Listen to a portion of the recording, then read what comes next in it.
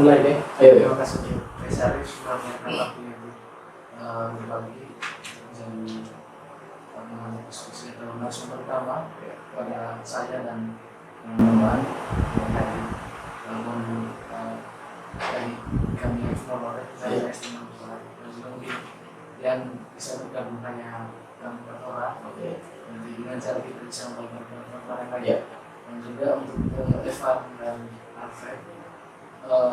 Singkat cerita bahwa beberapa hari lalu saya menjadi teman KE dan coba berbicara tentang yang sekarang sedang ramai diperbincangkan di media sosial maupun teman-teman sedang diskusikan terkait yang kita ketahui sekarang di Manggarai Timur di Desa Setakunda ada wacana untuk tambang dan juga pembangunan turisme. Saya dengan Heri dan juga Pak Syarif sepakat kita akan mencoba mendiskusikan juga kita sebagai orang Manggarai di sini kita tidak punya kepentingan apa-apa, tapi kita mencoba melihat dari perspektif desa ya, karena kita juga yang belajar di desa coba kita melihat ini walaupun dalam konteks tambang desa ini memang tidak punya kewenangan tertentu karena melihatnya provinsi, tapi secara administrasi bahwa tambang ini berada di desa Setakunda. Oke, nanti Pak Syarif bisa sampaikan materinya atau memang apa yang bisa dijelaskan oleh Pak Syarif kepada kita yang hadir dan juga kepada teman-teman yang nonton via Facebook maupun nanti di Instagram, dan juga nanti kita akan bagikan dokumentasi ini kepada teman-teman yang tidak sempat bergabung pada saat ini. Oke, mungkin nanti Pak Syarif yang pertama nanti bisa sampaikan bagaimana pandangan Pak Syarif dari sudut pandang desa terkait kasus yang ada sekarang, kemudian bagaimana relasi antara desa dengan daerah, dan juga kemudian kita akan lebih jauh kehadiran publik sebenarnya ini apakah secara desa dalam hal ini pemerintah maupun masyarakat itu ada pengaruh atau tidak. Mungkin untuk mempersingkat waktu bisa biasa. Oke, selamat sore teman-teman berdesa, salam berdesa ya. Salam berdesa. Satu, ini sebuah apresiasi. Ya. Saya senang sekali teman-teman semua, ya, khususnya generasi muda punya kepedulian terhadap desa. Itu adalah sebuah poin plus ya bagi saya, bagi kami di Lembaga Strategi Nasional. Karena dari pengalaman 20 tahun saya berkecimpung di dunia advokasi dan pemberdayaan desa, memang tidak banyak generasi muda yang punya passion, ya, yang punya dalam tanda kutip empati bagaimana bergerak, berjuang dan memperjuangkan nasib desa. Ya. Jadi kita bicara soal desa bukan soal pemerintah desanya, ya. Jadi desa sebagai sebuah entitas sosial, politik, ekonomi, budaya, adat istiadat. Ya. Jadi, nah topik hari ini saya kira sangat menarik, ya. Bukan hanya menarik karena ini terjadi di Manggarai, tidak, saya kira. Jadi dimanapun, ya. Sebelum saya masuk ke soal Manggarai, ya, kasus tambang di Manggarai, beberapa desa saya mungkin ingin menarik beberapa pengalaman di daerah lain, misalnya Kalimantan, ya, Kalimantan Timur, Kalimantan Barat, soal tambang batu bara. Lalu kemudian walaupun ada skema CSR dan lain-lain, tapi kemudian apa yang dihadapi oleh desa, ya mereka tetap menjadi objek daripada proses eksploitasi korporasi. Ya.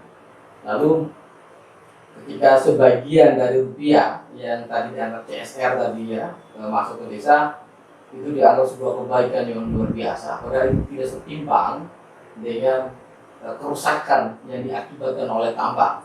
Ini di Kalimantan, ya, terjadi. Nah, sekarang kita masuk ke Manggarai. Ini ada rencana besar pemerintah.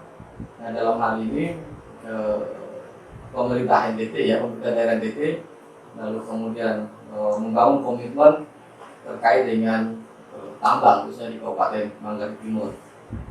Nah, Eh, Tentu saja sebagai generasi atau kelompok yang punya kepedulian desa, ini harus dihidupkan ya alarm, kalau istilah kita itu early warning system ya, alarm pendeteksian dini bahwa kehadiran tambang ini itu siapa yang untung dan siapa yang untung. Nah, apa yang dilakukan oleh beberapa tokoh kelompok masyarakat ya yang ada di Manggarai, tiga Manggarai, baik itu Manggarai Timur, Barat, Tengah misalnya begitu ya, soal melakukan aksi-aksi dan advokasi, ya tentu saja harus dipahami itu sebagai dari bekerjanya nalar early warning system ya, sistem pendeteksian dini tentang tambal ini ya, tadi dalam diksinya adalah siapa yang akan untung dan siapa yang untung ya. Tentu saja kita tidak akan berdebat terlalu dalam soal suka atau tidak suka dengan tambang ini, tetapi dalam diskusi kita sore hari ini adalah bagaimana nasib dan posisi desa sebagai sebuah entitas sosial, politik, ekonomi, budaya, dan adat istiadat ketika tambang ini. Nah, yang pertama saya bicara pada aspek kewenangan ya. Jadi betul di dalam Undang-Undang 23 tahun 2014 ya, gubernur ya, pemerintah provinsi itu memiliki kewenangan soal tambang ini ya. Ini berbeda dengan yang ada di dalam Undang-Undang 32 sebelumnya. Dulu itu 32 kewenangan tambang itu izinnya ada pada kabupaten. Lalu kemudian di Undang-Undang 23 ini kewenangan izin galian C, B itu ditarik ke tingkat provinsi. Itu di dalam Undang-Undang 23 tahun 2014 tentang pemerintah daerah. Lalu kemudian bagaimana nasib posisi desa soal kewenangannya? Ya. Nah, perlu teman-teman berdesa ketahui bahwa asas yang paling penting ya di dalam Undang-Undang Nomor 6 tentang desa adalah yang merupakan hasil ekstraksi dari pasal 18 Undang-Undang Dasar 1945, bahwa negara itu mengakui. Apa yang diakui? Yang diakui itu semua yang ada di desa. Itu prinsip asas republik itu pengakuan. Ya tanahnya termasuk cacingnya pun yang ada di tanah itu ya diakui. Ya. Nah, Undang-Undang 23 ini bicara soal kewenangan secara administrasi. Ini yang dipahami. Ya. Dia tidak mengakui soal kewenangan teritori. Ya. Soal izin dan perizinan ini itu adalah kewenangan administrasi. Tapi teritori, kalau kita kunci di Undang-Undang Nomor 6, maka itu adalah mutlak kewenangannya di sana. Ya. Nah, tapi dalam prosesnya tambang ini, saya tidak melihat ya cara berpikir pemerintah daerah. Ya. Desa ini kan pemerintah juga. Saya tidak pernah mendengar atau membaca data ya, desa-desa di kawasan ini juga diajak duduk dalam rangka mempertaruhkan kewenangan yang dimiliki. Nah, ini ada cara yang keliru memandang desa, seolah-olah desa ini adalah administrator terkecil. Ini cara pikiran Undang-Undang 574 dan 579 ya, tentang pemerintah daerah, bahwa di Undang-Undang 574 dan 579 itu posisi desa adalah unsur pemerintahan yang terendah terbawah, sehingga dia tidak perlu dilibatkan, hanya semacam UPT, unit pelaksana teknis.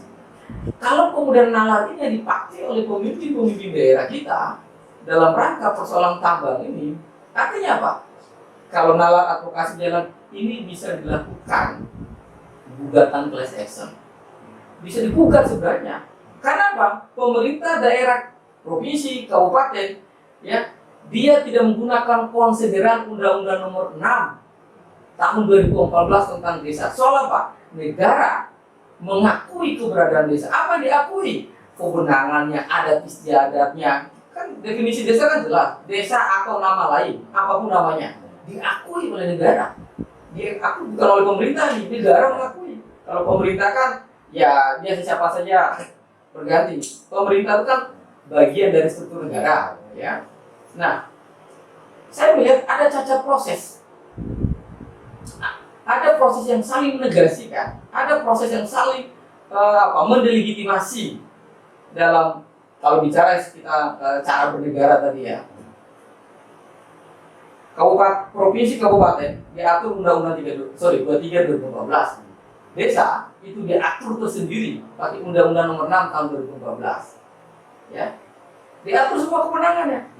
Maka kalau kita lihat di Undang-Undang 23 itu, kalau dulu waktu 32 itu di pembagian urusan itu kan ada desentralisasi, dekonsentrasi, delegasi, dan tugas pembantuan. Nah, nafasnya di Undang-Undang 23 2014 tidak lagi pada ranah itu, ya. Dibagi, dipecah 3 urusan. Ada urusan absolut, itu dimiliki oleh pemerintah pusat. Pertahanan, keamanan, fisikal, moneter, agama. Itu mutlak. Maka disebut dengan urusan absolut. Lalu, kedua adalah ada yang namanya urusan kongruen. Kongruen ini urusan pemerintah pusat yang diserahkan ke daerah. Dia namanya urusan. Ya. Di dalam urusan kongruen ini juga dibagi. Ya. Ada yang namanya kongruen urusan wajib dan ada urusan wajib pilihan. Ya, dibagi lagi. Nah, kalau kita lihat tambang, tambang ini bukan urusan wajib layanan publik.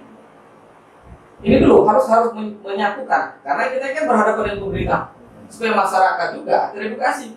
Selama ini kan tidak ada proses itu yang disampaikan, ya. Jadi tambang ini apakah ya, kewenangan pemerintah daerah yang koridornya adalah kongruen urusan wajib atau pilihan? Kalau nalar wajib, maka sudah tidak ada lagi perdebatan. Dia harus dilayani, tapi kita pilihan. Tambang ini pilihan, bukan suatu wajib dalam undang-undang. Ini narasi, kita bicara soal ini. Ini supaya apa? Jadi agar gerak rangka dalam rangka mengadvokasi, ya, ada sisi-sisi yang transparansi dan edukasi yang dilakukan oleh baik pemerintah provinsi maupun pemerintah kabupaten, khususnya di Kabupaten Manggarai Timur. Yang berikut adalah ketika kewenangan ditarik provinsi, lalu apa kewenangan dimiliki oleh kabupaten terkait tambang ini? Di dalam Undang-Undang 23 itu kan termasuk soal perizinan pertambangan itu kan hanya melakukan AMDAL. Pertanyaan kritisnya adalah proses dan mekanisme AMDAL itu apakah juga sudah melakukan upaya harmonisasi, ya, atau sinkronisasi dengan Undang-Undang Nomor 6 soal kewenangannya desa. Jangan-jangan pemerintah Kabupaten Manggarai Timur mengakuisisi dan mendelegitimasi kewenangan yang dimiliki oleh desa yang diakui oleh negara tadi itu kemudian tidak dipakai oleh pemerintah kabupaten. Yang dipakai apa? Nalarnya dalam tanda petik dianggap musyawarah partisipasi. Bukan itu, ya, bukan itu. Ini yang saya kira kenapa munculnya perdebatan, ya, yang hari ini pro dan kontra soal tambang tadi itu.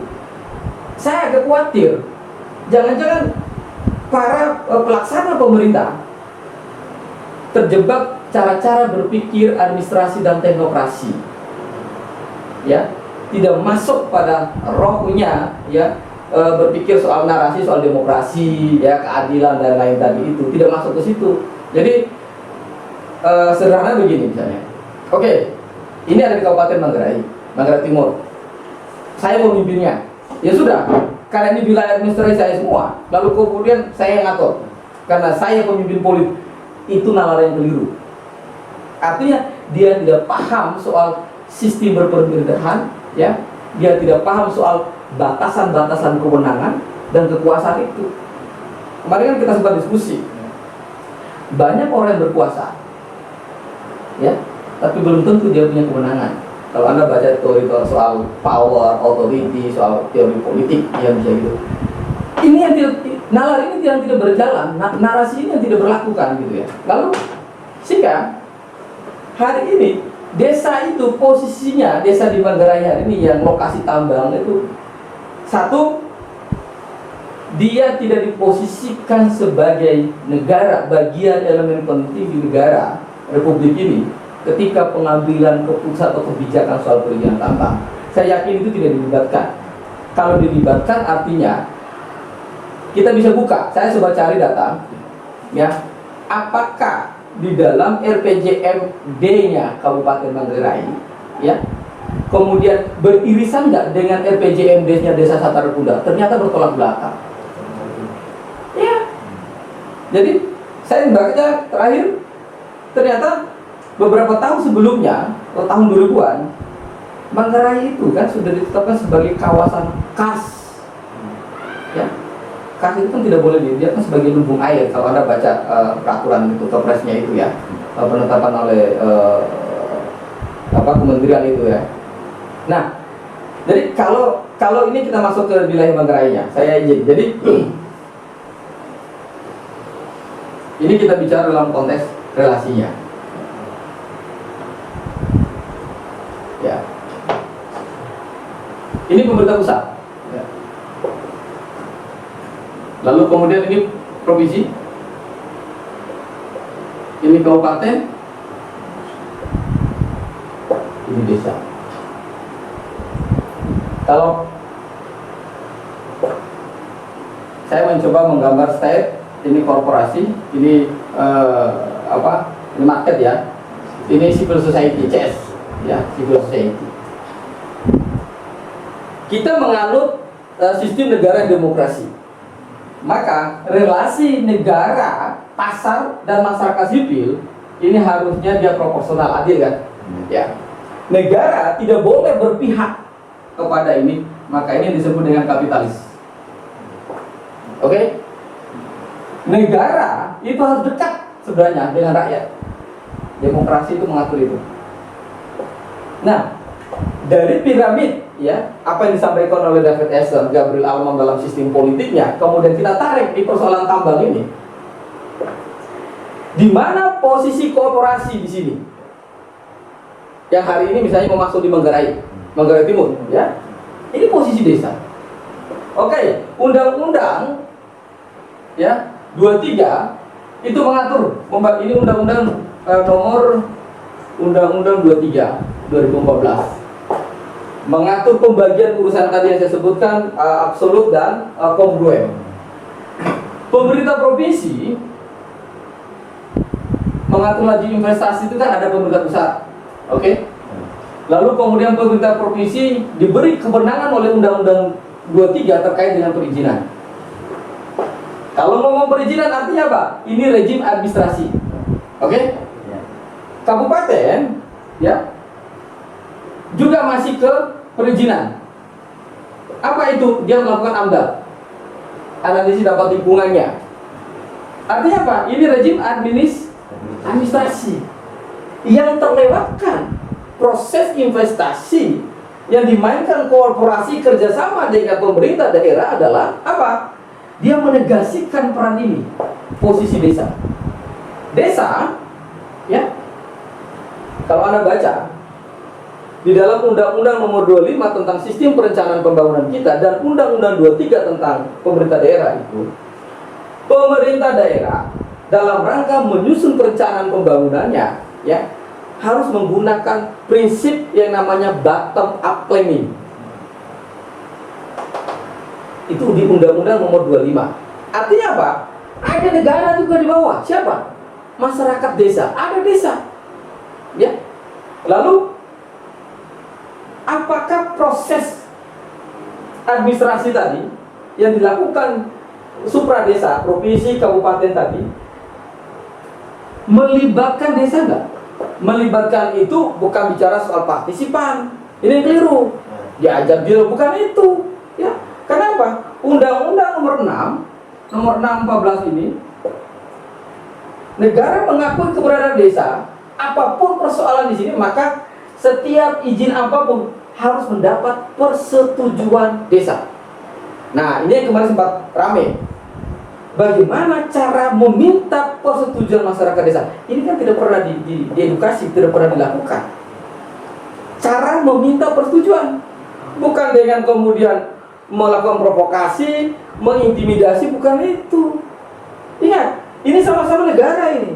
Kalau kita bicara soal tambang, maksudnya korporasi, maka tidak boleh saling menegasikan kewenangan antara masing-masing level pemerintah tadi ini.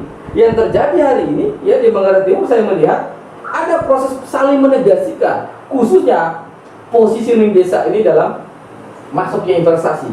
Jadi kalau ditarik gini berarti posisi korporasi itu dia naik timbang. Di sini posisi korporasi itu. Jadi piramidnya begini. Kalau kita menggambarkan proses yang terjadi di Manggarai Timur hari ini, ya. Nah, Undang-Undang Nomor 6 bicara soal apa? Bahwa desa itu punya dua kewenangan.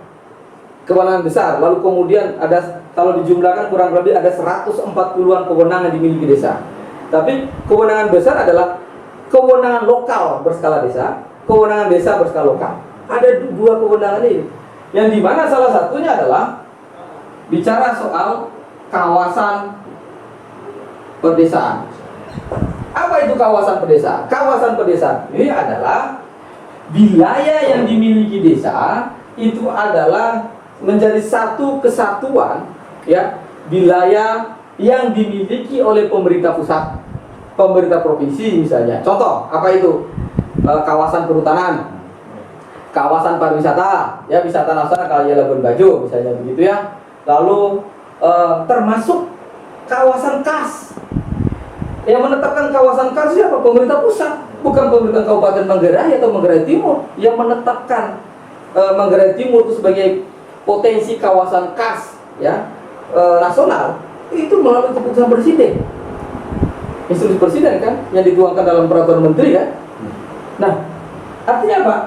Kalau ditarik soal kewenangan, walaupun itu masuk kategori kawasan pedesaan, tetapi secara arsi kewenangannya, desa tetap punya kewenangan dalam penentuan apapun ketika masuk di desa ini.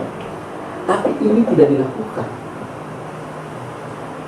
Kalau saya mengistilah begini, ada proses saling membodoh-bodohi, ada proses pembodohan publik yang dilakukan oleh supradesa terhadap desa, ya. Apakah ada proses metrik yang dilakukan? Ini provinsi, ini kabupaten, ini desa. Lalu di sini bicara soal kewenangan, ya. Kewenangan apa? Soal tambang. Itu yang saya maksud tadi. Bagaimana cara pemerintah daerah Kabupaten Manggarai meminta persetujuan? Ini kan tidak pernah dilakukan. Lalu kita lihat, ini yang saya bilang rendahnya tanggung jawab pemerintah daerah terhadap desa, ya, saling menegasikan.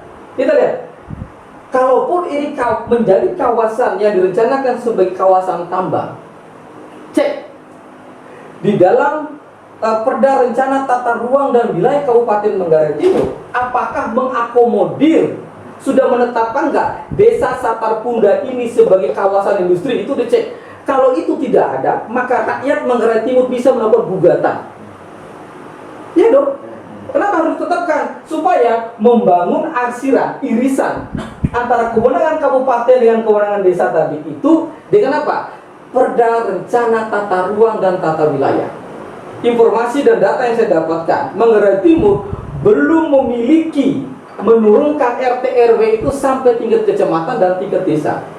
Turunannya dari RT RW itu apa? RDTR, Rencana Desain Tata Ruang, peruntukan masing-masing ruang dan wilayah di seluruh wilayah Manggarai yang terdapat di desa-desa tadi itu tidak dilakukan. Ini definisi kedua yang saya bilang, saling menegasikan kewenangan yang dilakukan oleh supradesa terhadap desa. Sehingga perdebatan hari ini lebih pada perdebatan soal like and dislike, suka dan tidak suka terhadap tambang, dampak baik dan buruk terhadap tambang, tetapi tidak pernah mendiskusikan soal pembagian dan distribusi kewenangan yang dimiliki kabupaten, yang dimiliki desa. Sehingga hari ini desa itu tetap menjadi objek eksploitasi. Yang dilakukan siapa? Yang pertama dilakukan oleh pemerintah kabupaten terhadap desa, yang kedua dilakukan oleh pemerintah provinsi, yang ketiga dilakukan oleh korporasi. Anda bayangkan, hari ini posisi desa di Manggarai, khususnya Satarpunda, posisi dalam narasi eksploitasi, tidak dalam narasi diskusi dan demokrasi. Bagaimana siapa yang buntung, siapa yang untung, apa yang harus kami lakukan, apa yang kami dapatkan dari proses ini. Sekali lagi, saya bukan ekonom, mau bicara soal berapa pembagian persentase fee, jatah, DBH, dana bagi hasil, ya. saya tidak masuk dalam situ. Tetapi yang paling penting, tahukan dulu, ya, kewenangan masing-masing struktur pemerintahan ini. sehingga tidak ada yang saling menegasikan. Selama diskusi soal tambang ini lalu kemudian tidak masuk kepada proses mengadvokasi bagaimana aksi dan kewenangan masing-masing level pemerintah, maka tunggulah kehancuran terhadap desa dan masyarakat itu, sehingga masyarakat, sekali lagi, desa hari ini posisinya akan mengemis. Beberapa video yang viral kan, berapa jatah pekerja, bagaimana, itu mengemis. Padahal desa punya posisi tawar. Harusnya bisa begini. Saya bayangkan Kabupaten Manggarai itu cerdas, pemimpinnya begini.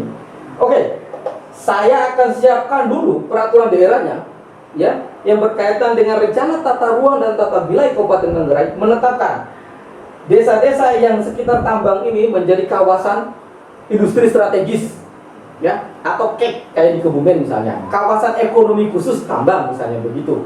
Ketika nanti bicara soal ganti untung dan lain-lain atau skema relokasi dan lain-lain, itu sudah punya kejelasan roadmap-nya. Ini kan tidak ada cara itu ya. Ini hanya bicara soal berapa pekerja, berapa rupiah, bagaimana itu terlalu kecil. Artinya apa? Negara, pemerintah daerah sudah berubah cara berpikirnya seperti korporasi, bukan sebagai state. Ini yang terjadi. Nah, saya bayangkan dalam situasi seperti ini, kesiapan, punya kapasitas politik dan goodwill yang dimiliki oleh pemerintah Kabupaten Manggarai apa? Oke, perencanaan tambang ini kan 20-an tahun yang lalu, udah bertahun-tahun yang lalu dipersiapkan. Isunya wacana masuk. Dia menyusun RT/RW-nya, rencana desain tata ruang dan wilayah, membagi. Jadi berdasarkan ini, ya, jadi muncul Manggarai Timur itu akan dibagi menjadi minimal 2 zonasi. Nah, ini pentingnya RT/RW, rencana tata ruang dan wilayah. Manggarai Timur wilayah selatan dan wilayah utara.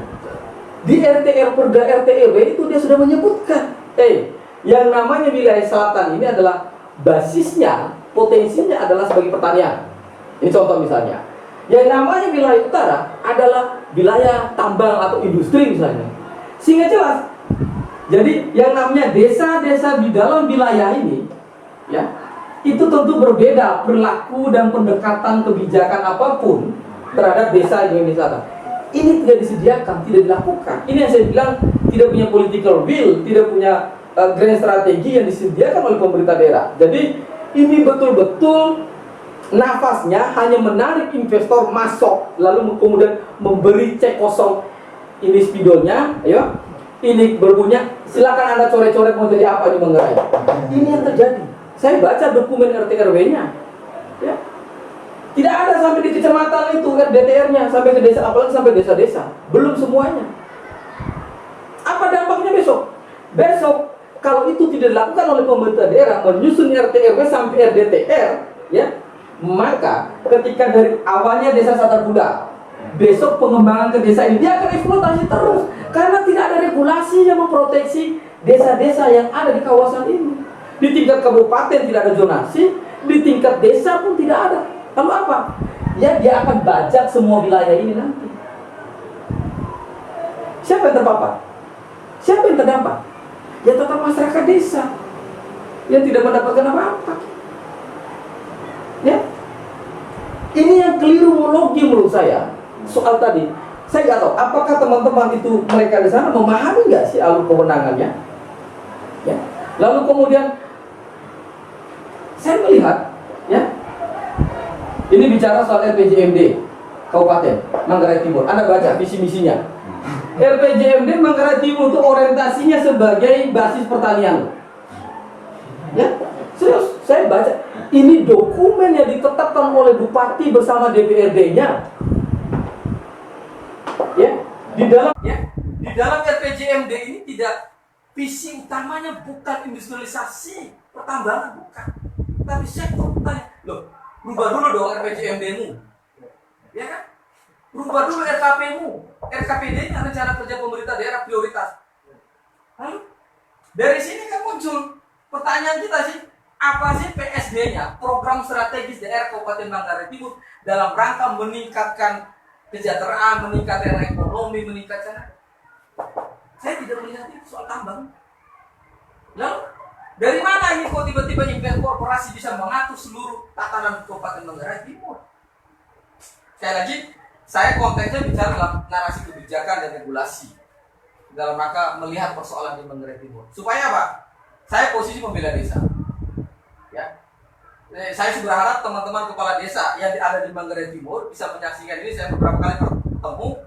Yang paling penting adalah saya mengingatkan, ya, posisi Anda punya posisi tawar yang kuat, ya. Kepala desa oleh Undang-Undang Nomor 6 punya posisi tawar yang kuat dalam hal apa? Menegosiasikan kewenangan, termasuk yang dilakukan oleh supradesa, kabupaten, provinsi, bahkan pemerintah pusat terkait dengan investasi yang masuk ke desa. Terlalu kerdil kalau Anda memahami Undang-Undang Nomor 6 itu dengan negosiasi ganti untung atau ganti rugi. Ya, berarti posisi itu sudah kalah. Berarti desa tidak memahami narasi kewenangan asas rekognisi dan subsidiaritas yang dimiliki oleh desa melalui Undang-Undang Nomor 6. Ya. Kabupaten dan provinsi itu diatur oleh satu undang-undang. Desa ini dua struktur kekuasaan. Dia cuma diatur oleh satu undang-undang. Desa tersendiri, Pak, diatur Undang-Undang Nomor 6. Artinya apa? Begitu kuat sebenarnya desa. Tapi perlakuan supradesa terhadap desa, kasus di Manggarai saya kira adalah proses mengamputasi kewenangan yang dimiliki desa, proses mendelegitimasi asas rekognisi yang dimiliki oleh desa, yang diberi oleh negara, yang dilakukan oleh pemerintah Kabupaten Manggarai Timur maupun oleh pemerintah provinsi. Cara ini yang menurut saya yang terus harus kita advokasikan, sehingga apa? Kita tidak bicara orang per orang di desa itu memperjuangkan haknya. Hari ini kan itu terjadi. Berapa jumlah petani di Santarkunda Putra? Bukan itu terlalu remeh-temeh. Korporasi itu ketawa itu. Kalau cara bernegara kita melihat perlakuan terhadap warga negara kita seperti itu, apalagi di desa ini. Nah, lalu mungkin muncul pertanyaan, bagaimana seharusnya? Apa yang harus dipersiapkan oleh desa? Pasti muncul pertanyaan seperti itu kan? Nah, inilah pentingnya saya kira dalam konteks ini, ya. Satu, ada RT/RW. Yang kedua, RDTR. Yang ketiga, penetapan zonasi kawasan ekonomi khusus. Ini di Manggarai Timur ya. Yang keempat, ya, bicara soal shareholder, ya, shareholder, desa dan korporasi. Yang kelima, itu siapkan BUMDes. Ya, saya mulai dari RT/RW tadi. Jadi yang awal sudah saya jelaskan. Kalau kemudian posisi tawar Manggarai Timur, teman-teman pemerintah Kabupaten Manggarai Timur supaya lebih kuat berhadapan dengan korporasi, saya kira segera memastikan bahwa dokumen rencana tata ruang dan tata wilayah tadi itu diejawantahkan sampai kepada RDTR, rencana desain tata ruang, maksudnya penggunaan ruang, sehingga Manggarai Timur tadi kita bisa tahu ini zona 1, zona 2, zona 3, zona 4. Ini pembagian zonasi kawasan ini sesuai dengan tipologi dan potensi yang ada di Manggarai. Mana pertanian, mana peternakan, mana pariwisata, mana industri misalnya.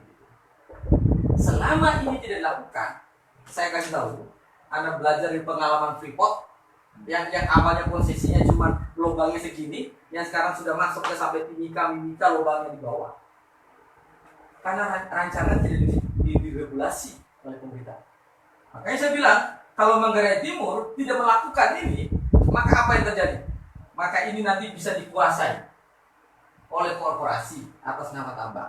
Contoh misalnya begini. Misalnya tambangnya dari posisi 4. Kalau ini tidak ditetapkan, misalnya besok dia mau mengembangkan. Karena korporasi itu kan bisnis. Dia tidak pernah bicara soal benefit, selalu bicara profit. Saya kasih tahu. Beda dengan perusahaan negara, ya, BUMDes yang kita pelajari kan, itu bicara benefit baru profit. Kalau ini enggak, tiba-tiba di desa ini ada potensi tambang lain misalnya, apa yang dilakukan? pasti akan ada negosiasi. Padahal di sini bukan potensi apa, di sini adalah daerah pariwisata, tapi tidak ada regulasi yang memproteksi soal zonasi tadi itu. Maka semakin bisa korporasi itu akan mengeksploitasi seluruh desa-desa yang ada di Manggarai Timur. Itu yang pertama. Yang kedua, yang ketiga adalah ya kawasan ekonomi khusus. Saya sih berharap, saya masih membaca-baca, menunggu apakah perdanya atau perbuknya yang menetapkan bahwa Satar Kunda itu masuk kecamatan Lambaleda misalnya. Ada penetapan zonasi kawasan ekonomi khusus KEK, misalnya KEK, ya, bahwa kecamatan Lambaleda itu sebagai zona industri, kawasan ekonomi khusus, zona industri pertambangan. Sehingga saran saya perda. Kenapa perda? Ada proses politik, ada PDPRD, ada masyarakat yang bisa mendiskusikan penetapan zonasi. Ini kan tidak dilakukan. Tiba-tiba muncul, kita ada investor tambang yang akan eksploitasi desa-desa dan Manggarai Timur. Ya, itu yang terjadi. Saya lalu berpikir, ini berarti bicara soal kapasitas politik kepemerintahan yang dimiliki oleh para birokrat dan para politisi lokal di sana. Bagaimana merancang bangun kabupaten ini supaya tidak menjadi ladang eksploitasi. Tidak mungkin juga kita hanya semata-mata membangun narasi ini atas nama PAD, pendapatan peningkatan. Itu terlalu remeh-temeh menurut saya.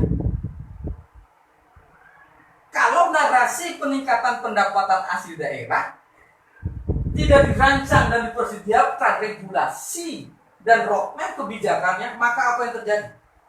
Yang terjadi adalah ketimpangan, ya, gap, diskriminasi, ketidakadilan itu pasti. Itu pasti terjadi. Makanya saya bilang, kalau berani, ya udah, bupati kabupaten bersama DPRD bikin perda tentang apa? Tentang zonasi. Perda ini turunannya dari apa? Dari RT RW. Kenapa saya bilang ini tidak bisa dilakukan? Karena RT RW ini belum tuntas, RDTR-nya belum tuntas. Coba cek, desa Satar Kunda itu RDTR-nya apa sih? Kan nggak ada. Ya, itu kewenangan kabupaten. Yang menyusun rencana desain tata ruang buat kewenangan desa. Secara administrasi itu kewenangan kabupaten. Gitu. Yang berikut, ya, saya kira harus mulai berpikir shareholders, ya, bukan stakeholders, shareholders. Selama ini kan selalu cara mereka bicara stakeholder desa itu menjadi bagian masyarakat, petani, gapoktan, peternak. Jangan berpikir shareholder. Dasarnya apa? Dasarnya adalah Undang-Undang Nomor 6, kewenangan yang dimiliki oleh desa.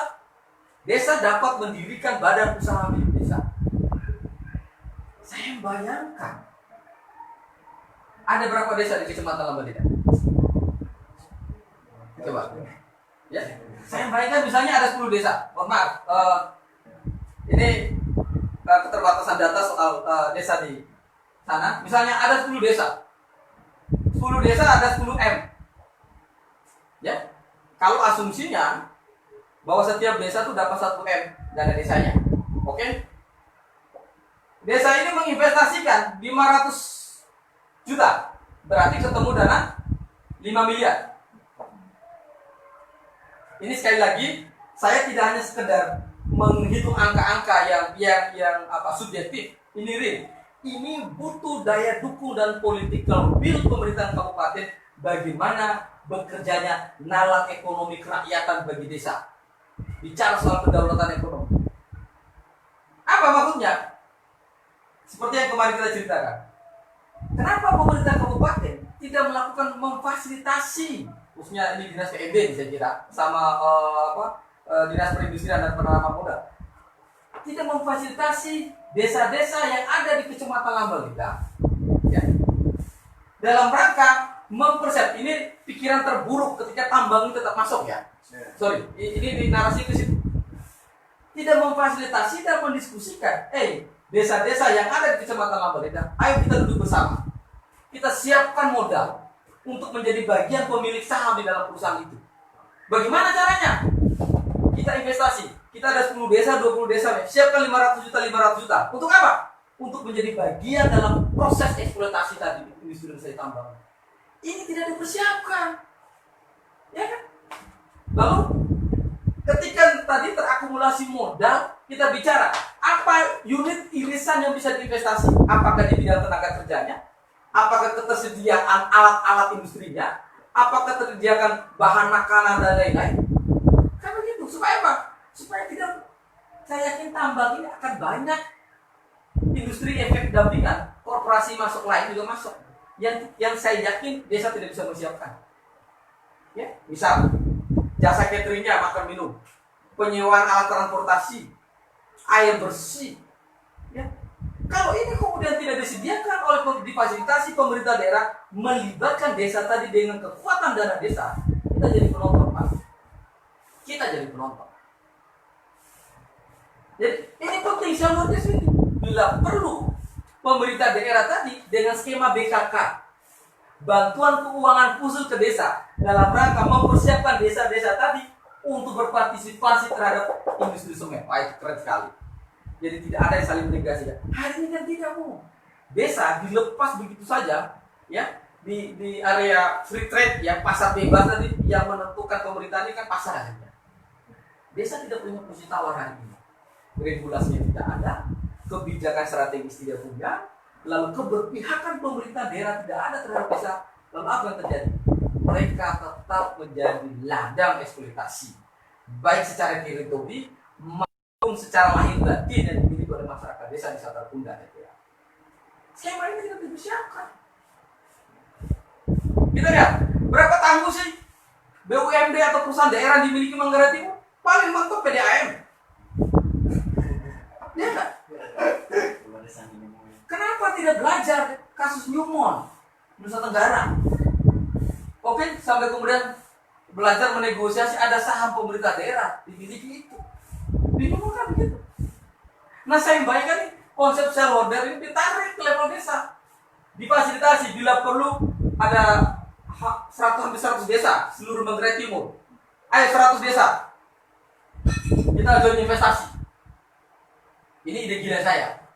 Ini ide gila saya, mohon maaf. Misalnya begini, ada 150 desa misalnya. 500, coba kali aja. 150 kali 50 kali 5 miliar, 500 juta. Ada berapa puluh miliar dana yang dimiliki oleh pemerintah kabupaten sebagai bagian dari aset desa dalam rangka apa? Berpartisipasi di dalam usahanya semen ini. Kenapa nalar itu tidak bisa dipakai? Kalau Anda bicara soal meningkatkan pendapatan hasil desa daerah, kalau Anda mau bicara bagaimana menggerakkan potensi daerah, ini kan ada resource.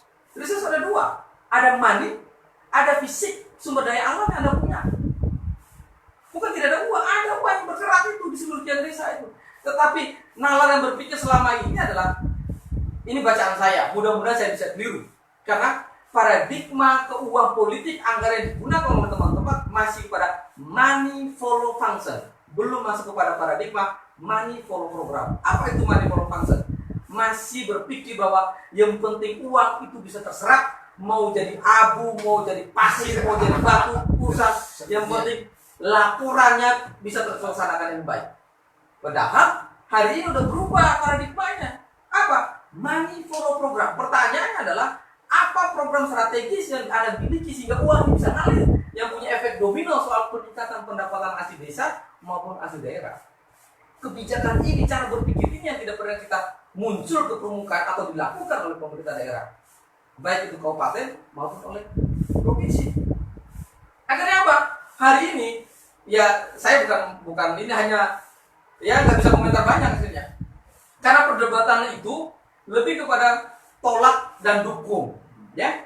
Lalu kemudian suka atau tidak suka. Semua tiba-tiba orang menjadi ahli lingkungan. Semua orang tiba-tiba menjadi ahli hukum. Semua orang tiba-tiba menjadi ahli ekonomi. Tapi lupa bahwa koridor itu adalah koridor soal cara kita bernegara, tata kelola kita berpemerintahan. Ya. Lupa dengan core-nya. Yang lain kan juga lain-lain. Tidak ada perdebatan. Saya bayangkan bupati itu ngomong ketemu warganya, bicara soal kewenangan. Rakyatku, ya, secara konstitusi saya diberi kewenangan oleh Undang-Undang 23. Kewenangannya saya, ini loh batasannya. Tapi saya paham, ini kalau bupatinya. Sisi lain misalnya begitu. Anda sebagai warga desa, Anda juga punya kewenangan. Ketika soal kewenangan berarti ada hak dan kewajiban yang melekat di sana. Tapi narasi ini tidak pernah tersampaikan ke masyarakat dan tidak pernah dilakukan. Apa maksudnya? Jangan-jangan ini eksploitasi. Jangan-jangan ini proses pembiaran yang pembodohan publik dilakukan. Biar masyarakat desa tidak tahu. Ya. Ya kan Bobe? Jangan ya dengan bukan kita merendahkan, dengan soal kemampuan, kapasitas sosial politik bisa dimiliki oleh teman-teman kepala desa kita, ya makin itu mereka injak. Ya. Ini saya kira. Nah, yang terakhir, misalnya saya bicara Bung sebagai think tank, ya, bagaimana bisa berhadap-hadapan. Jadi ingat, korporasi, this the true corporation. Dia bukan state. Nalar bekerjanya dia bukan pakai governability, good governance di luar teori itu semua. Korporasi bekerjanya nalarnya pasar. Pemerintah nggak bisa bekerja dengan nalar pasar. Makanya di dalam undang-undang 23, undang-undang ASN, undang-undang dasar ini, pemerintah daerah itu birokrat nggak boleh berbisnis kan nggak boleh. Maka harus mendirikan dulu unit bisnisnya apa? Dirilah perusahaan unit daerah, ada BUMD, ada BUMDes, gitu. Begitu juga di desa. Pemerintah daerah desa itu tidak boleh memungut pajak dan retribusi. Yang boleh siapa? BUMDesnya. Pertanyaan saya, apakah pemerintah daerah mempersiapkan enggak kapasitas dan kelembagaan BUMDes di Manggarai tadi itu maupun BUMD Manggarai Timur tadi dalam rangka apa? Berpartisipasi, berjalan bersama di rel korporasi yang pajaknya tadi market tadi itu. Kalau ini tidak dilakukan, ya sudah jadi penonton kita. Tetap lahan eksploitasi. Ini yang saya sayangkan. Kenapa tidak ada political will yang dilakukan oleh pemerintah ya Kabupaten Manggarai Timur khususnya mempersiapkan dan menegosiasi tambang ini. Jadi hari ini negosiasinya lebih kepada soal bagi hasil, berapa DBH-nya ya, berapa pajaknya ya, berapa sih PAD yang bisa lebih kepada itu. Artinya apa kalau gitu? Itu bicara soal elite capture, kepentingan elit akhirnya yang muncul di situ. Kepentingan masyarakatnya apa? Hanya bicara ganti rugi atau ganti untung. Makanya kemarin saya melihat di wawancara sebuah stasiun TV, ada warga. Bapak bekerjanya apa? Saya di sini cocok tanam bertani mente. Punya mente berapa? Ada 180 sekian pohon. Satu kali panen berapa? Sekian ton. Kan di wawancara itu kan.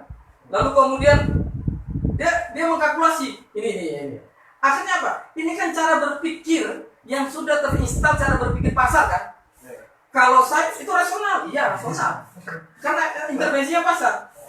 Saya punya 100 sekian pohon, kemudian kalau satu kali panen 1 ton, berarti beliau rencananya ini 60 tahun, 30 tahun tambang ini. Ya mereka harus ganti rugi. Saya sesuai dengan kapasitas produksi saya. Akhirnya bicara soal pasar kan? Begitu sadis Anda bayangkan. Rumusnya rumus pasar, bukan rumus soal kedaulatan warga negara, kedaulatan warga desa, kedaulatan para petani atau peternak di situ. Apa? Anda bayangkan kalau ini tidak diregulasi oleh pemerintah, konflik horizontal ini akan terjadi. Saya tidak dalam rangka memprovokasi, tapi kalau tidak wise pemerintah dalam menyusun roadmap bisnis plan-nya yang berwajah negara tadi dengan korporasi melibatkan elemen masyarakat desa tadi, pasti terjadi gesekan. Apa misalnya begitu? Tentu nanti bicara CSR itu yang terpapar zona inti. Selalu bicara begitu kan? Ya, kasus di Pandeglang. Di beberapa daerah lain, ya. Ini tambang. Ini mungkin yang mendapat manfaat keuntungan secara profit mungkin di zona 1. Tapi kemudian kan ada jalur transportasi dan lain. Ini besok mudah-mudahan tidak terjadi, ya. Pasti ada terjadi talang jalan. Oh, kami juga butuh. Kenapa cuma sana? Kami kan dilewati jalurnya. Iya, kita harus berpikir ke sana dong. Pasti ini terjadi. Kalau kemudian tidak ada proses perencanaan bisnis ya dan yang berbasis partisipasi, konflik horizontal akan muncul. Akhirnya apa? Ya ini wataknya perusahaan, wataknya korporasi. Nanti dia akan gunakan warga ini untuk menghajar warga ini. Warga ini dia bayar. Itu mental perusahaan dimanapun. Kasus sawit di mana-mana, ya di perkebunan PTPN, di pertambangan begitu. Muncul lokal bosses baru di situ, kelompok-kelompok berjualan lokal yang punya kekuasaan tanpa punya kewenangan. Artinya dia bukan orang pemerintahan berarti, ya kan? Bisa jadi preman, ya orang juru dianggap bodyguard, ring 1, ring 2 akan muncul. Kalau kemudian tatanan bernegara kita dikuasai oleh korporasi, itulah yang disebut dengan shadow state. Ya, bekerjanya nalar pasar tadi itu ya, shadow state tadi. Ya, negara baik pemerintahan yang digerakkan oleh korporasi, yang penting suap kiri suap kanan, pokoknya gampang semua selesai. Siapa jadi korban? Lagi-lagi warga hanya untuk memuaskan nafsu elit tadi itu ya. Saya kira itu ya yang bisa kita share dan dialogkan terkait dengan tambang di Manggarai Timur. Sekali lagi kami dalam rangka bagaimana bicara soal ayo teman-teman di desa dimanapun berada, khususnya teman-teman saudara-saudara saya berdesa di Manggarai Timur, mari kita duduk memposisikan bahwa Anda desa, pemerintah desa khususnya juga punya standing posisi yang sama. Kabupaten, provinsi, dia punya kewenangan, ya, provinsi punya izin, punya kewenangan dalam perizinan galian C hari ini. Itu dimuat di dalam Undang-Undang 23. Lalu kemudian pemerintah kabupaten melakukan secara teritori wilayah administrasi, dia juga rezimnya administrasi. Tetapi yang paling kuat adalah Undang-Undang Nomor 6 pengakuan negara. Lalu pertanyaan saya adalah, apakah selama ini teman-teman pemerintah desa di Satarpura atau di Kecamatan Lambalinda pernah nggak diajak duduk bersama bagaimana membicarakan soal harmonisasi dan sinkronisasi kewenangan antara kewenangan yang dimiliki desa dengan kewenangan dimiliki oleh Kabupaten Manggarai. Lalu bagaimana sistem perencanaan dari stakeholders ya soal tadi pembagian ya mempersiapkan beroperasinya PT semen industri semen tadi itu di Manggarai Timur. Posisi desa Anda apakah sudah terfasilitasi nggak oleh kabupaten mempersiapkan bumdesnya kah ya? Termasuk nanti memunculkan ada BLK ya, Balai Latihan Kerja ya, mempersiapkan ada BLK yang bicara soal ketersediaan SDM. Pasti akan muncul besok. Kami hanya merekrut orang dengan persyaratan bla bla bla bla. Kalau rezim administrasi teknologi berlaku ini mau berdebat apapun kita kalah. Pasti akan polisi muncul di belakang. Dianggap melawan. Ya. Maka saya bilang apa? Kabupaten Manggarai ayo bangun itu BLK-nya, siapkan BUMD-nya, kerjasama BUMD, shareholder, ya konsolidasikan seluruh kekuatan dana desa tadi untuk bermain investasi di situ, tapi dikelola secara transparan, secara profesional melalui dana BUMDes bersama tadi itu. Misal yang menyuplai tenaga kerja, karyawan, security, tidak boleh pakai jasa di luar. Kan boleh, Anda bikin perusahaan pengadaan tenaga kerja, CV boleh. Tinggal izin Kemenkumham, daftar notaris bisa 2-3 hari jadi. Bahwa rekrutmen tenaga kerja tidak boleh lakukan sendiri oleh perusahaan. Melalui apa? Ini ada perusahaan BUMDes bersama. Begitu juga air bersih, makan minum tidak boleh sendiri oleh perusahaan. Siapa melakukan? BUMDes bersama. Dari mana modalnya? Dana desa tadi bisa didiskusikan. Ya. Anda butuh seragam di sana, misalnya karyawan perusahaan tadi itu butuh seragam. Jangan pengadaan di luar. Pengadaan siapa? Suruh BUMDes itu yang keluar. Ini baru keren. Ini baru berkeadilan saya kira.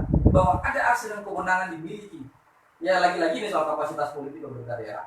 Saya kira itu salam berdesa buat teman-teman desa di Manggarai Timur khususnya Satarpura. Tetap semangat, kita bisa berjejaring. Terima kasih kayak itu paparannya tadi pada intinya bahwa ada refleksi ya, sebagai putra daerah ya ini saya dari Manggarai Barat nah, tapi kita ini dalam satu masa Manggarai ya. Juga yang kita bahas pada saat ini supaya ini keresahan agar kemudian tidak ada desa Satarpura untuk selanjutnya tidak ada desa Satarpura selanjutnya namanya bagaimana kita mendinikan edukasi soal bagaimana kemudian ketika pemerintah daerah ya, belum secara regulasi atau secara kebijakan tidak menjawab suatu masalah yang ada ya, itu kan salah satu dari bagaimana RT RW ini tidak sampai pada tataran desa. Ya, ya. Ini segera ditindaklanjuti ya. Ya. Dan juga 5 poin tadi yang disampaikan oleh Kak. Karena hemat saya bahwa seandainya korporasi menang dalam perdebatan pro dan kontra adanya tambang dan pabrik semen, ya kita bisa melawan itu dengan kebijakan, bukan lagi soal korporasi. Makanya kita akan memperkuat ini dengan kebijakan. Mungkin itu yang saya bisa komentari. Mungkin dari teman-teman yang ingin komentar. Silakan. Dari Reo yang dekat dengan seperti ya, karena memang sangat penting sekali ini. Karena memang hemat saya bahwa ketika pemerintah daerah tidak mempersiapkan sekarang Perangkat kebijakannya itu pasti dengan sendirinya nanti orang seenaknya melirik desa itu dan semaunya dia eksploitasi. Akhirnya kita tidak inginkan sebagai putra daerah. Dan bagaimana kita seimbangkan ini dengan pemerintah daerah membuat ini kan suatu tugas ya. Makanya pentinglah kalau daerah itu punya kapasitas ya. Oke. Loh, Pak Seri. Kalau saya sih melihat persoalan ini atau mengkontekskan pembicaraan kita, bukan saya tidak sekarang bicara sebagai putra daerah, tapi saya mendudukan diri sebagai pembela desa. Karena kalau saya mau mendudukan diri sebagai putra daerah, berarti saya akan bertumbuh menjadi seorang yang pragmatis. Dalam artian yang penting tidak di Manggarai, desa mana silakan digeser. Nah, itu kan selama ini juga pola pikir seperti itu dikembangkan oleh beberapa orang. Oke, tidak saja pabrik itu keluar dari Manggarai, berarti alasan lingkungan hidup dan segala macam tidak ada relevan lagi. Ya, begitu juga kalau kita membela desa. Ya, yang penting berarti matilah nalar kita untuk membela desa. Terkait penjelasannya kayak tadi, saya menangkap bahwa memang kalau kita lihat dari RT RW-nya kan sampai di terakhir yang BUMDes ini kan kita harus jernih melihat ini bahwa memang Manggarai Timur sangat tidak memang sedang dipersiapkan untuk itu. Lalu pertanyaan saya, apakah ini terima atau tidak pabrik semen ini, apakah itu berarti kita harus menyusun ulang Manggarai Timur, membaca ulang Manggarai Timur? Dalam artian bukan sebagai wilayah, bukan sebagai wilayah, tetapi soal-soal ini regulasi kebijakan untuk memproteksi Manggarai Timur secara umum maupun desa-desa. Lalu kemudian kalau menurut saya ya seperti yang saya tulis kemarin, itu kan memang malah petaka besar ketika kemudian selain dari paradigma birokratis yang dibangun oleh birokrat Manggarai Timur, tetapi juga ini kan kemudian pemerintah datang, pemerintah Sukadeka desa masuk ke desa tanpa melibatkan kepala desa, mungkin BPD yang menyelenggarakan sosialisasi begitu. Jadi kan kemudian dimulai dari kalau saya pembacaan saya, dimulai dari situ kita membentuk polarisasi di dalam masyarakat yang kemudian itu berdampak lebih jauh adalah pembajakan demokrasi di desa. Sehingga tadi seperti yang Ken bilang, kita tidak berdebat lagi soal demokrasi yang hilang di desa, tetapi kalkulasi untung rugi dan segala macam. Padahal kan nilai-nilai seperti itu perlu kita lihat di dalam konteks bernegara. Apalagi kita mengakui Indonesia sebagai negara demokrasi, tetapi kita kan menyisihkan soal pembajakan demokrasi. Jadinya itu desa hanya dijadikan pendulang suara 5 tahunan. Betul. Saya kira seperti itu. Oke. Nah, saya merespon soal lalu ketika korporasi menang, saya begitu ya, itu kan pertanyaan menarik. Ketika korporasi menang, lalu kemudian tambang semen itu kemudian tetap dilakukan, apa yang harus dipersiapkan pemerintah? Saya kira di dalam undang-undang dasar maupun undang-undang pemerintah daerah selalu bicara pemerintah itu tidak boleh berhenti dalam situasi force majeure sekalipun, sesuatu bencana kedaruratan apapun, dia tidak boleh berhenti Berhenti itu artinya melayani publik, menyelenggarakan tugas dan fungsinya. Itu prinsip yang harus kita. Jadi yang pertama, ini kita bicara tentang time schedule ya. Nah, ini bulan Juni, kemudian Juli, Agustus. Ini agak teknis ya, sekaligus supaya teman-teman di desa tahu, pemerintah desa tahu. Bulan Juni ini masa resesnya DPRD. Ya, ini reses. Juni Juli ini reses. Nah, jadi bisa dicek nanti teman-teman di desa Satar Bunda khususnya maupun di seluruh Manggarai Timur. Ya, coba pastikan hadir di dalam forum reses. Reses adalah forum penjaring aspirasi yang dilakukan oleh DPRD turun ke masing-masing dapil. Oke? Reses ini harus, menurut saya, ini menjadi salah satu momentum bagi teman-teman desa, masyarakat desa, kepala desa, untuk berpartisipasi, diundang atau tidak diundang, di reses Anda harus hadir. Karena apa? DPRD yang pendampingan tadi itu adalah wakil Anda. Dia tidak lagi lihat warna bendera, warna bajunya. Dia adalah wakil rakyat. Maka gunakan momentum Juni-Juli ini, yang masa reses tadi, untuk menyampaikan aspirasi. Bila perlu dalam tanda petik kepala desa bikin pernyataan. DPRD yang hadir dapil Anda tadi itu. Ini momentum ini, ya. Karena dia tunggu tahun berikut lagi baru ini.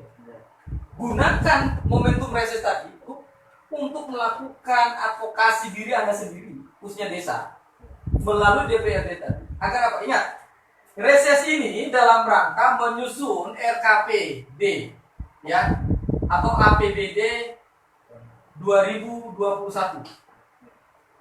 Ya, jadi reses ini sebagai bahan baku penjaringan aspirasi dilakukan oleh DPRD dalam rangka menjaring gagasan aspirasi masyarakat yang kemudian menjadi bahan baku di dalam penyusunan APBD di tahun 2021. Forum reses ini ada kepala desa, ya, tua ada, BPD, semua harus hadir. Saran saya buat teman-teman desa sana, hadirlah forum reses, sampaikan pendapat aspirasi Anda. Bila perlu, bikin pernyataan di atas materi di situ. Apa yang Anda mau sampaikan? Saran saya 5 poin tadi. Ya, 5 poin tadi itu. Pertanyakan kepada seluruh DPRD di Manggarai Timur, sampai di mana proses RT/RW, sampai di mana proses RDTR, ya, yang dilakukan oleh pemerintah daerah. Pertanyakan. Nah, sampai Juli, Agustus ini mulai pembahasan ini, yang disertai dengan musrembang. Jadi, kalau Anda di reses saja Anda tidak hadir berpartisipasi, berarti Anda memang tidak mempersiapkan diri dan membuatkan DPRD itu untuk berdasarkan ekspektasi kepentingan sendiri, bukan mewakili kepentingan. Itu saran saya. Ini adalah peluang untuk bekerjanya 5 poin tadi. Langkah yang kedua adalah saya berharap seluruh desa di Manggarai Timur, BPD-nya, perangkat desanya, datang audiensi ke DPRD. Datang audiensi ke DPRD. Apa?